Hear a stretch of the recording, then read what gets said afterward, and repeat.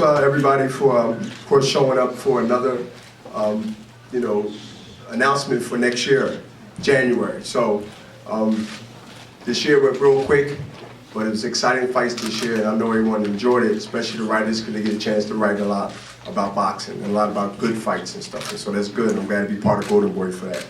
And the first Ortiz and Colazo fight is, of course, the main event. And Victor Ortiz, who's known not only for Dancing with the Stars, but also known for, you know, the tough battles he's been in. Some of those he come up short, some of those he came out on top. So he get a chance now to, I'm not gonna say rebirth his career, but he get a chance to go into a fresh new year, top of the year, and be able to start his quest to a world championship. Also his opponent, Daquan Arnett, is coming to not being an opponent. Excuse me. I'm finding Louis, I'm sorry. Well, we can do that later. But listen, Luis Collazo is another tough mentality type of fighter that wants to be in a position. So, you know, Luis Collazo is tough. He's not coming just to be there, just to be there. So I look at this fight as being, as I'm asked, what do you think, what do you think, what do you think? I said, you know, this is a fight like, sort of like a crossword fight for both guys. You know, they have to go and they have to try to win and get some buzz amongst y'all, the media, the people, and the fans. That will be for the WBA World Welterweight Championship. Then you have the co-main event. You have the co-main event, Eddie Gomez versus Daquan Arnett. That's a 10-round welterweight bout. Thursday, January 30th, you have at the Barclays Center in Brooklyn, of course, promoted, of course it's promoted by us being a Fox 1 and Fox Deportes broadcast air live at 9 p.m., 6 Eastern time. So, tickets are on sale now, and as Richard would say, only for $25. So you have tickets for sale. I mean, $25 to see these fights, and $25 to be able to watch the upcoming guys, you know, soon to be contenders. And of course, every fighter I'll talk to when they get into business, they want to be world champions. So, you know, at $25 is not going to break or stop you from paying any other house bills. So that's a cheap price for exciting fights. Now I'd like to introduce, for Fox Sports Net, I believe, excuse me. What's his name? Oh, yeah, I see it. Okay, Lou D'Amelio. Go. Lou D'Amelio, come on. Sorry.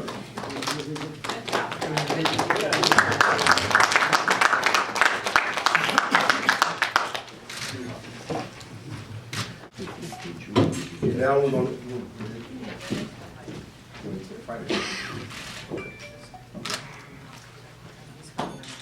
Emmanuel Gonzalez. Okay, first I'd like to introduce Emmanuel Gonzalez, 13-0. Stand up. He's going to be on the show from the Bronx. So, Emmanuel, looking to see you. It's an 8-round fight too. It's an 8-round fight. So, I remember it was a long time 8-round fights, man. They're going to enjoy them because they don't last too long. You got to go and do your thing. I'd like to introduce the fighters right now. I'd like to introduce the fighters. First, I'd like to say that I've had a chance to watch Daquan fight, and I see talent, and I know he's growing fight by fight. And so pay attention to this name and this person, boxer, as he grows in the business as a fighter and towards the championship. So I'd like to introduce Daquan Arnett up to the podium, please. Come on.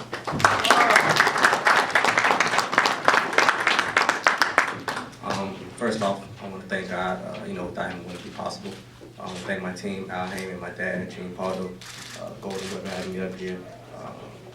It's an honor to be a part of this card, be a part of the co-main event for Victor and Luis. What can I say? I'm ready to fight January 30th. It's going to be a great fight. Everybody tune in, get your tickets, only $25, like Bernard said. We're going to put on the show, me and Eddie. I knew Eddie for a long time, you know. Came up in the amateur together. We knew this day was coming. So we both got to come prepared, come ready to put on the show. Nobody wants to lose their zero, especially not me. So we gonna put on the show for the whole boxing world, not just Brooklyn, and we'll do what it do. Thank you. Now, you know, one thing about being still active, but, you know, being a promoter and knowing both guys and seeing both guys. Eddie Gomez told me the same thing. So I'm not trying to be an instigator, nothing to start, but I'm just saying, like, you know, you're in the lobby and I'm like, damn, you know, I didn't really want to be like actually a promoter right now. I just feel like, yo, Eddie, what's up, man? You in shape? And say the same thing, you know, to Quan. But anyway, it is what it is. And I've also, in saying that, watched Eddie Gomez and got a lot of respect, not only for him, but his team. I happened to have the pleasure to, for one fight here in Brooklyn, to bring his native flag, carry his flag into the ring. And I'd seen that as an honor. But again, I gotta, you know, not be, you know, gotta be sort of like, you know, I'm a promoter and where I'm at. But I know this is gonna be a fight. They both have zeros. When guys have zeros versus zeros, they don't want to get that up. That's bragging rights. I mean, that's important, even to Floyd Mayweather. So when you got zeros, you don't want that zero to change. I mean, so when you hit those two type mentalities, young fighters together, you know, you're going to get that type of fireworks early in their career. So let me introduce Eddie Gomez.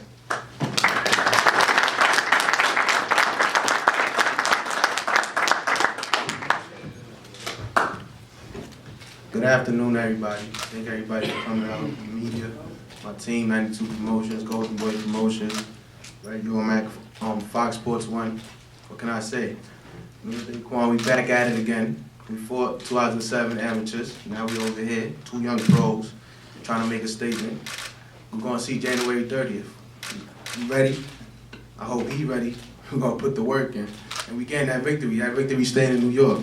Thank you for coming out. See y'all January 30th.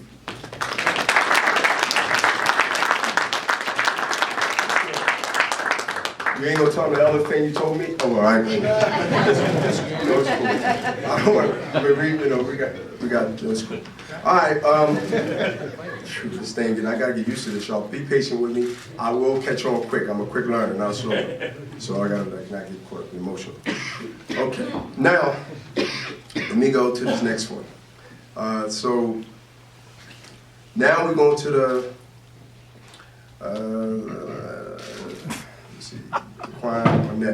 let's go to Louis. Now, Louis. But listen, we're gonna go to Louis because we're gonna go to Louis Collazo. 30. Yeah, I like that. Louis Collazo, 34-5 with 17 KOs, of Brooklyn, New York.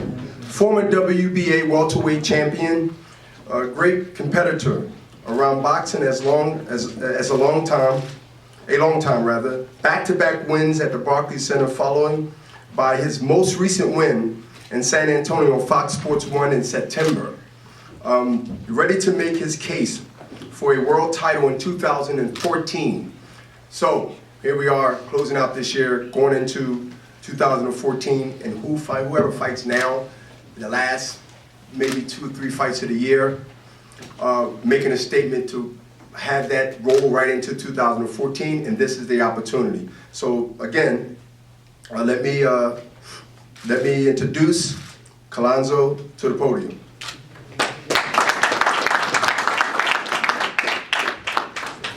Good afternoon, everybody, media. First off, I want to thank God for giving me this opportunity to be here today. I'm humbled for the opportunity to be fighting Victor Ortiz. I've been waiting for a fight like this quite some time. I want to thank Fox Sports 1 as well, Golden Boy Promotions, and my team, my trainers, Ben Maloric, Woody Vargas, and my manager, Wilson Naranjo. If it wasn't for them, I wouldn't be here either, because when the time was rough, they were there next to me. But now the light is here, and we're gonna shine January 30th. I know Victor Ortiz is a great fighter.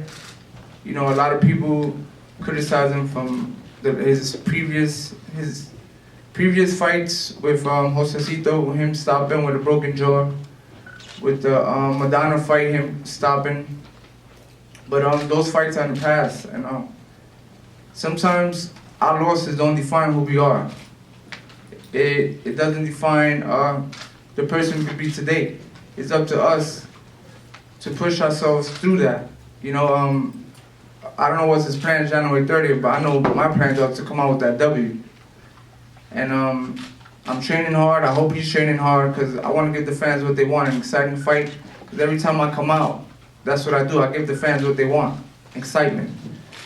And I like the way they called it. They called it the Super Brawl because it's the week of the Super Bowl. And Brooklyn is gonna be crazy here in Brooklyn at the Barclays Center. And I can't wait. The fans are gonna be excited and happy for the outcome. And the people that have been doubting me, keep doubting me. The people that have been hating on me, keep hating, because after this one, you're gonna be hating again. And for all my supporters, thank you so much through the support. And January 30th, Vic, be ready, baby. It's going down. Peace.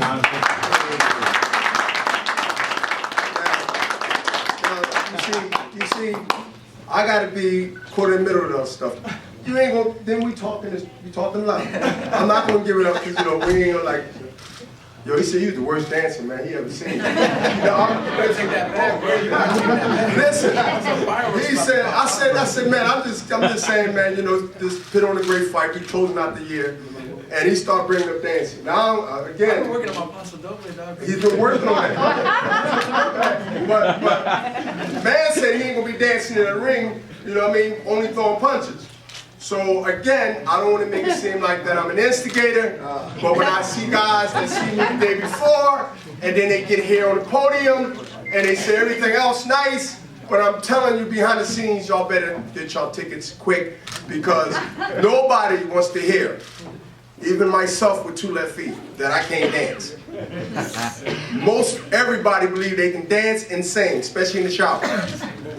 So, in saying that, let me introduce this contender, this man, this respected person that I've got to know when he came in to Golden Boy's promotion and had some doubts, and people doubted him, and he came back, but he never gave up. See, that's the key. He never gave up. And so when I look at that in a guy, I know that, after taking some thought and some time, and you come back to this business, the hurt business, as one great fighter mentioned years ago, you have to at least give him an opportunity to do what he believes he can do. And some would say think he can do. So in saying that, let me introduce Dancing with the Star, represent boxers and other people that believe they can't do it because of whatever reason. I know I'm not going to try. Victor Ortiz. Barclays Center, I'm back in the ring finally. It's been a bit. I had this really painful thing happen a while back. I don't know, big deal. Anyways, I just want to say thank you to everybody for being here today. First off and foremost, and man, this is actually one of those moments where you sit back and at this point in time, everybody, my thing is they started counting me out already, so I was like, all right, there we go, cool. But at the same time, I know that Luis is no joke. He's actually, in my eyes, the first person to defeat Berto. So that stands in the way of who really defeated Berto first. So we're for a bang, man. But at the same time, let me just rewind a little bit. I gotta say, thank you to Golden Boy and just everybody for always having my back and just, being there. It's been a rough year and some that I've been out of the ring. I was out recovering, but while I was doing that, I was trying to take over the world, man. I was out, doing this Dancing with the Stars, and don't be putting down my dancing again, dog. Not now. Not now. I gotta stay here and what? Come on, dog. That's stupid. I'm totally joking. My coaches actually could not make it today, so we have David Rodella here with me. So thank you, David. Come here. Just say what's up, man. That's David Rodella. He's a great friend of mine. You know, so what happens is this.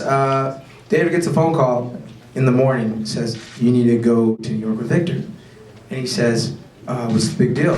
Well, David, we have a fighter that's fighting tonight, and I told Victor I didn't make it, so Coach Smith got snowed in Arkansas, so he can't make it as well. When do I go? Like right now. Okay, he shows up to the airport with socks and a pair of shorts in his backpack. And that's it. So I said, so what are you gonna wear for the press conference? He says, I just came to accompany you, bro. I said, no, but you're going to the press conference with me. Oh. Yeah, dude, we'll take care of it when we get to New York. So, yeah, I love this guy. Anyways, on top of that, with all that said and done, I just want to say thank you to everybody for tuning in, watching Dancing with the Stars. It's a big movie coming out, Expendables 3. But most importantly, first and foremost, the battle between Louis and myself. You know, this man, I take nothing from him. I don't take him for granted. He's an animal, as they call him. You know, I know he's no joke, and you know, don't miss it. You know, two warriors, and we don't give up. I know I haven't, and being counted out, that's prime for me. So, thank you all for counting me out. I love it. I mean, if you do it for Dancing with the Stars, I can understand it, but come on. All right, guys. Thank you. I can talk all day, but I did that to the people sitting next to in the airplane yesterday. I don't think they appreciated that too much, but so thank you. Oh yeah, one more thing. Mo, that's the WBC world champ right there. She's for the female, so love you, girl. Thank you for coming out.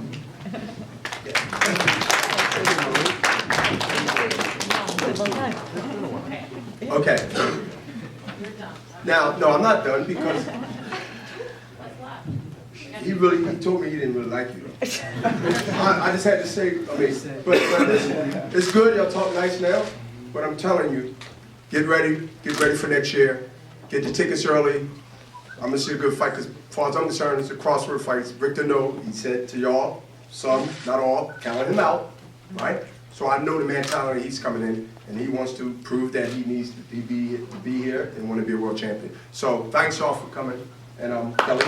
Okay, we're gonna do something because of time, and with the show starting out in the arena in about 20 minutes, we're gonna do a Q&A style for the fighters, so don't be shy, and let's get some of these questions out of the way, and Lisa's gonna take the mic. Then we'll do the photo op. This question is for Daquan Arnett. Daquan, I wanted to ask you, Step up on the podium. you've already experienced what E-Boy Gomez is like in the ring. You guys have faced in the amateurs at around 14 or 15 years old, but at 14 or 15, he was able to drop you 3 times in that amateur fight. Do you think now, as a grown man, he's going to be carrying a lot more power, and you probably taste the canvas again? I think that's funny, you know, at 14, you know, it was a good fight. He came out, he jumped on me in the first round. You know, he got up a lot more points in the first round of that amateur fight. But if I remember correctly, I gave him hell those last 2 rounds. You know, I think he barely won, but I give him credit, he won the fight. But, I mean, if he's making on something from 7, 8 years ago, then, I mean, he's in for a rude awakening. Pregunta para Víctor. Víctor, como estás en el mundo de Washington, te quiero preguntar cómo te sentís venir hasta Nueva York y pelear fuera de California contra un peleador que es de aquí, y después que has tenido un descanso tan largo, ¿cómo te has preparado y qué significaría una victoria en tu carrera? No, pues primero hay que darle gracias a Dios por estar en este nivel y en esta pelea, pues. Yo sé que Luis Colazo no es una persona que solamente llega uno y agarra una oportunidad así para pelear con un campeón así. O sea, yo a él no lo tomo hacia lightly, como quien dice. Es una persona que viene por lo que yo quiero y lo que también yo vengo por. Así que yo sé que una preparación para esta pelea va a ser de las que mejores que las de Berto, pues, porque él fue el que me dio la fórmula para ganarle, y pues o sea, ya sabe, para adelante, darle gas, y no vengo por una derrota, vengo por un gano, así que echándole ganas, entrenando duro y Si no le ponemos atención a mis entrenadores, desde Coach Haas y Coach Smith, así que, listo. Victor, what was the question? Wait. I said I Yes, like pizza. he asked Victor Ortiz, how's it feel to come, be out of California, come to New York, to Brooklyn, exactly, the house of Collazo, to fight him here. But Victor said, he's preparing. He knows Collazo is no joke, like he said before, and no matter where they're gonna meet, he's gonna fight him and get the victory. Absolutely. Lewis,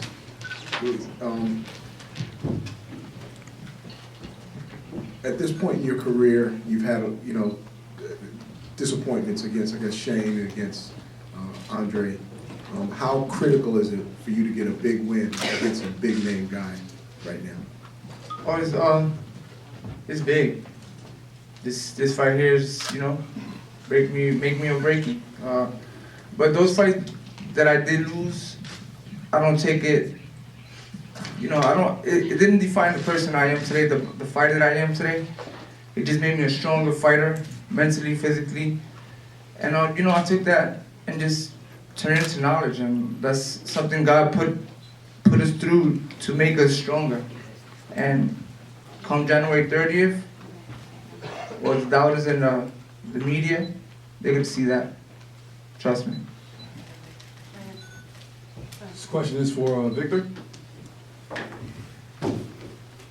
How's it going? Champ Creed with Sirius XM Fox Sports Radio right here. I think I may have the brightest jacket in the room. You can't miss me. But we spoke at the ESPYs, and you told me about your plans for taking over the world and improving your media presence. How has that, do you think it may have taken away from your focus on the sport of boxing, or is it balanced out? Oh, no, absolutely not. Since I was a kid, 7 until I was 25, I've always went forward with boxing. Never taken a break, never needed to. I think things happen for a reason, and when my jaw snapped in the 4th round against Ms. Lopez or something, whatever, when that happened, the dude criticized me completely for throwing in the towel, but fought for 5 rounds and my jaw broken. You know how freaking painful that is? I doubt it. 5 rounds, my jaw hanging. Everybody criticized me because they said that my jaw was open in the 9th round. Yeah, because it was hanging. So when that happened, you know what? I took it into mind, and like Colazo said, I went to the hospital, I'm sitting there and I'm like wired shut with metal plates in my mouth, and I'm like, wow, man. Hey, I guess a break is what I needed. Just not this painful, but I'll be champion in no time. There's no doubt in my mind. So I sat back and I took it all for knowledge, and you know what? Yeah, I started taking over the world slowly but surely. Dancing with the Stars. I get a phone call during training camp for the Mayweather Cinnamon undercard. And I said, you know what? I'm just gonna take my time. I'm gonna go shoot this movie. I went and shot the movie, but I was in training in Bulgaria because I got a phone call, Vic, you're fine for a championship. I said, what? They're trying to put me 154. I was like, I can handle the weight, no big deal. I carry the body structure of 154, but I'm 147. So I was all right. So I started training. I was in training camp for almost 3 months. They called me, Vic, they won't sanction you. You can't fight. Okay, no big deal. How do you feel? Do you deserve to? Like, dude, there's guys who've been working this whole year. I've been off. So hey, it is what it is. I'll take it how it comes, when it comes. So, at this point in time, I'm just gonna enjoy this time and do my thing. But throughout that whole time, I just grew outside the ring, just little by little. I just made sure that I just got hungry and I grew hungrier. And the more I ignored the media, the better, because the more they talked about me. And until the day, they talked about me so much so that, hey, January 30th, there's no damn way I'm leaving out that ring without a W. Yes? Right here, Victor. Yes, sir. Welcome back to the ring. How we doing? Good. You addressed some of what I wanted to ask you about, the timing of this, as far as your layoff and then to make your comeback. Yeah. But after your injury... Don't call it a comeback. Been here for years. Anyways. You're going to start to dance now, you're going to sing. After the injury happened, Yeah. How long did it take before you were actually able to go back in to train of any kind, where you would have been able to spar? No. It's a funny thing. I was still in wires with metal plates. Ask David right there. I was in the gym hitting the thing with metal plates in my mouth and wired shut. And how long after your surgery was that? That was 3 days, right? 4 days. Yeah, 4 days after. And I finally got to actually realize what the doctor was talking about when he said, Vic, don't make your heart pump when you're like this. And I said, why not? He said, just trust me. And I ignored him, of course, like I always do. And went to the ring, 8, 9, 10 rounds later, I'm like, hey coach, this isn't looking too good. I was gushing blood. I was like, oh, okay, I get it. So is it fair to say then that the length of your layoff was It made me stronger. Not only from a physical point of having to heal, Yeah. but for your own just, you know what, you're a young guy, let me go do a few things and my career can wait for a little bit. Absolutely, absolutely. And then on top of it, that's all I did. I stayed active. I didn't go blow up and get all big. I just stayed active, studied a lot of things, tapes of everybody. And, I just used Bernard Hopkins as a reference. I was just like, wow, he's a man. So. And who is your head trainer now? That was my other question. As of right now, I have Coach Danny Smith. He's been with me for close to 8 months now. And Coach Danny Smith from Arkansas. And he snowed in, so. Yeah, and Coach Haas, Joseph Janik as well, so. And yeah. Anyone? Yes? That's going to be it. We're going to close the fighters. Okay, sounds good. Okay, please. Okay, we're gonna close the